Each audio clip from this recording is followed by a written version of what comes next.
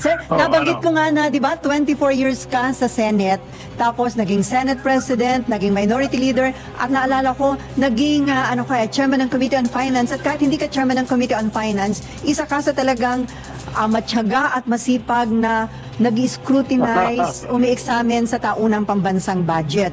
Ang gusto ko pong itanong, dahil may kontrobersya ngayon sa 2025 budget, uubra po ba na mayroong blank lines o blank items sa budget?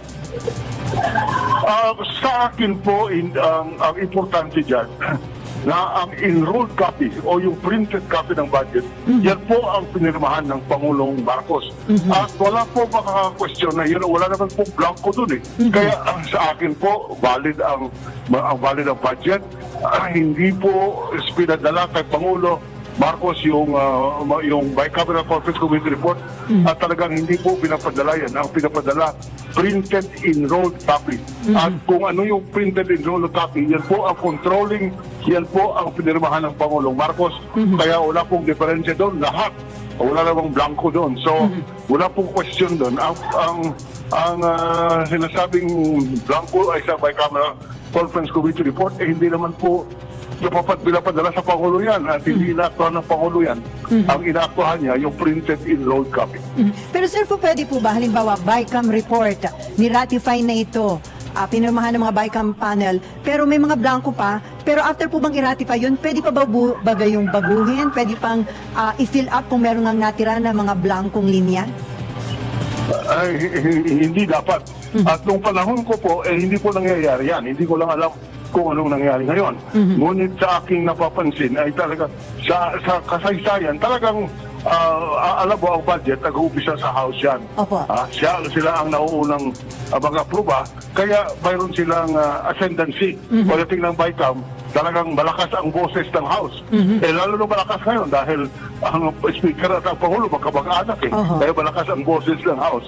At yan po ay nangyari. Hindi dapat mangyari, ngunit nangyari na. But insofar as the validity of the General Appropriations Act is concerned, wala pong question, valid po yan at mayroong presumption of regularity in the performance of functions at hindi po pwedeng questionin ng Pangulong Marcos yung kung ano yung nangyari sa BICAM. Yan po ay kapangyarihan at prerogative ng magkabilang kapulungan ng Kongreso. Ang nasa kay Pangulong Marcos lang po yung printed copy. At kung ano man yung printed copy, yun po ang masusunod. Kaya wala naman po blanco sa enrolled copy. Kaya valid po yan. At walang karapatan ang Pangulo na tingnan what is behind the printed copy. Hindi po niya pwedeng tanongin ano ba nangyari dito. He cannot judge that. He has to rely sa printed copy. At ang kanyang tungkulin at ang kanyang tungkulin ay tingnan lamang doon on the basis of the figures. Hindi po pwedeng for him to look at behind the printed copy. Hindi po pwede yun. Kung ano na yung pinipresenta sa kanya, either i-approve niya o i-veto niya. So sa tingin niyo, sir, dumaan naman sa tamang proseso itong 2025 national budget? Ang dumaan kay Pangulo, printed copy at yun ang pinirmahan niya. Kaya valid po yung 2025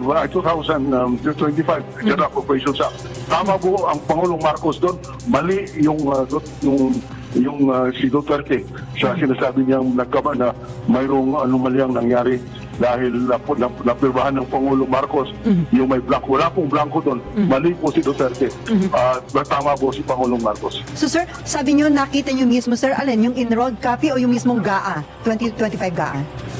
Sorry? Sir, nakita ho, sabi niyo parang nabanggit niyo na nakita niyo mismo, alin po, yung enrolled bill o yung pong mismong GAA na? Hindi ko nakita. Ang pagkaalam ko lang na ang enrolled bill o printed copy walang blanco. Kasi ang kine-question ng blanco, nandun po yun sa BICAM report. Pero hindi naman po yan umaabot sa Pangulo.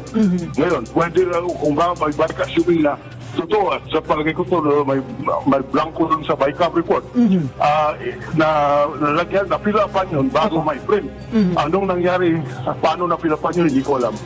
At yan po ay hindi po pwedeng tanongin ng Presidente at baka may blanco doon. Hindi tama na pinilapan nyo. Wala po siyang kapangyarihan ganon. Pero sa panig po Sir, sa panig ng House at Senate leadership, dapat po ba nilang i-explain paano na fill upan yung kumakalat na BICAM copy report na may mga blankong items? Dapat po ba ipaliwanag kung paano yung na-fill upan? Ay, wala po makakapagpilit sa kanila ipaliwanag nila. Kung gusto nila ipaliwanag, siguro nga dapat ipaliwanag nila. Pero walang pwedeng pumilit sa kanila na ipaliwanag. At ito pong sina Congressman Ungab, ang sinasabi, aakyat doon nila sa Korte Suprema, questionin at ihilingin na pawalang visa itong 2025 GAA dahil hindi daw dumaan sa tamang proseso. Sa tingin nyo, may basihan o pagsasayang ng oras ang gagawin nila Congressman Ungab, sir? Sa akin po, kaya mga maghihina, wala pong mangyayari kung dali na sa Korte Suprema. Ngayon, alam mo si Congressman Ungab, matino po yan, kilala ko po yan. Apo. Siya po ang aking kausap noong